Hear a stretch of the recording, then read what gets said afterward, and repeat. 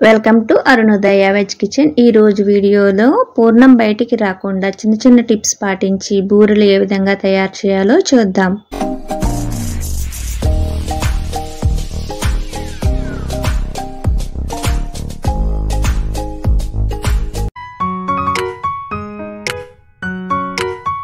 ఈ బూరెల తయారీకి 1 గ్లాస్ మినపప్పుని ముందుగా నానబెట్టుకోవాలి। మనం ఏ గ్లాస్ తో అయితే కొలతగా తీసుకున్నామో అదే గ్లాస్ తో 2 గ్లాసుల బియ్యం కూడా నానబెట్టుకోవాలి। పప్పు బియ్యంను 3 to 4 అవర్స్ నానబెట్టుకోవాలి। ఒకవేళ కుదరకపోతే రాత్రి నానబెట్టుకుని పొద్దున కూడా రుబ్బుకోవచ్చు। కుక్కర్ గిన్నెలోకి 1 గ్లాస్ శనగపప్పు తీసుకుని శుభ్రంగా వాష్ చేసుకోవాలి। ఇలా వాష్ చేసుకున్న తర్వాత ఒక అరగంట సేపు శనగపప్పుని నాననివ్వాలి। 1 గ్లాసు శనగపప్పుకు 2 గ్లాసుల వాటర్ తీసుకోవాలి।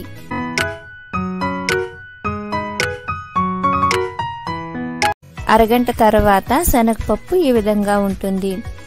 ఇప్పుడు కుక్కర్ ని ఆన్ చేసుకోవాలి। కుక్కర్ విజిల్స్ 8 నుంచి 9 వరకు రప్పించుకోవచ్చు।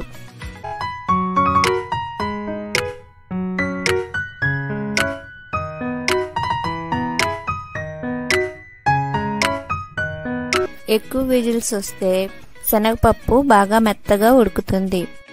మా వీడియోస్ మీకు నచ్చినట్లయితే please like, share and subscribe my channel. పక్కనే ఉన్న గంట సింబల్ నొక్కితే నేను వీడియోస్ పెట్టగానే నోటిఫికేషన్ వస్తుంది।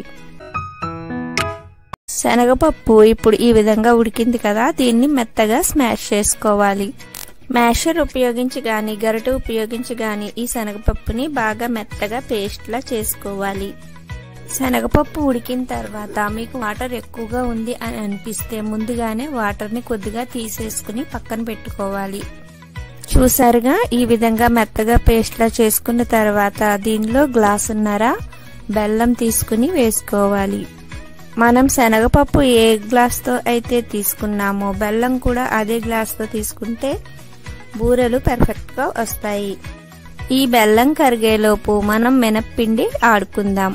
చూసారుగా మినపప్పు బియ్యం ఈ విధంగా నానాయి కదా, ఇప్పుడు మినపప్పుని ఒకసారి వాష్ చేసుకుని మిక్సీ గిన్నెలోకి తీసుకుందాం।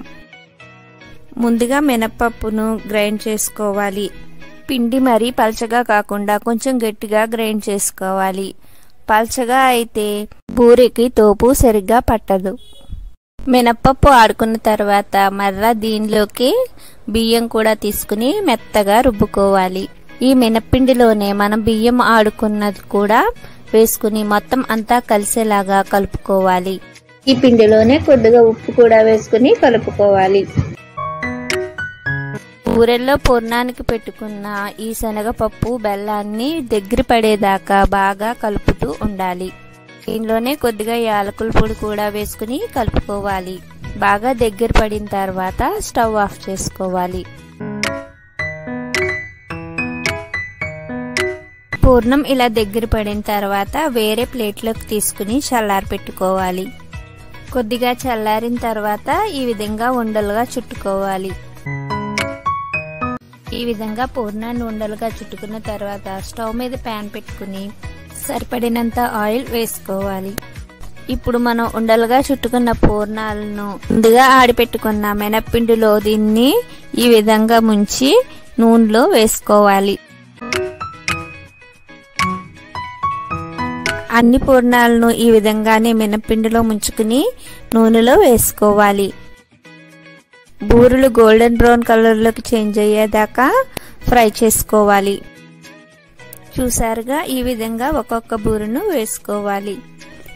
ఒకవేళ బూరెలు ఒకదానికి ఒకటి అంటుకుంటే వెంటనే విడదీయకూడదు। కొంచెం బూరెలు వేగిన తర్వాత అప్పుడు విడదీసుకోవాలి, లేదంటే లోపల ఉన్న పూర్ణం బయటకు వచ్చేసి ఆయిల్ పాడైపోతుంది।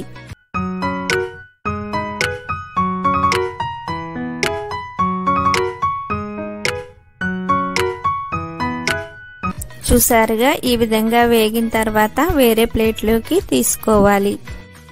మిగిలిన బూరెలన్నింటినీ కూడా ఈ విధంగానే వేసుకోవాలి।